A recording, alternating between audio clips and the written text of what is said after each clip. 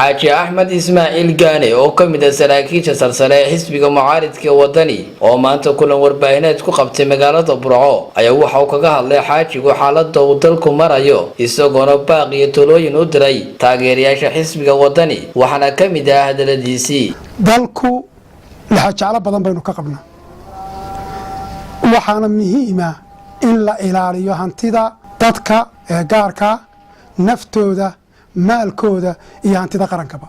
in la ilaaliyo ciidamada qaranka oo aan dhibaato loo geysan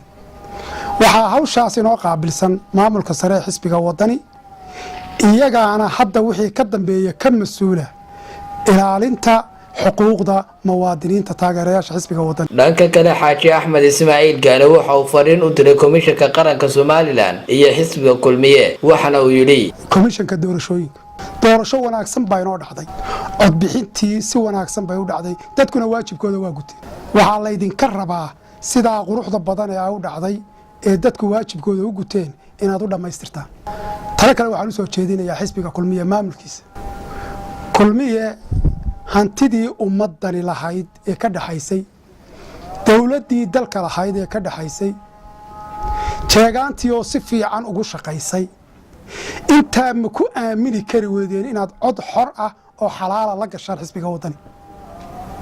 ma waxaad miciin moodeen inaad kaadhar foojariya soo daabacataan oo taa ayaad ku xukumaysaan markaa ma kaadhar foojariyaa dalkan dowlad la isugu noqonaya jawaabtu waa maya haddaan la helin cod saxa taageerayaasha wadani way geyaan inay guulaystaan iyo in laga guulaystaba laakiin cod xaaraana dawlad dalkan loogu noqon maayo waana calaacashaas oo tima ka soo baxeen in cod xaaraana aad madaxweyne ku noqotaan ku soo noqda xayndaabka sharciga ku soo noqda haddaad ku soo noqon weydaan dawlad kulmiye ah oo xisbi kulmiye ah ku wareejinaysa maxkamad kulmiye ah oo dhaarinaysa guurti iyo baarlamaan kulmiye ah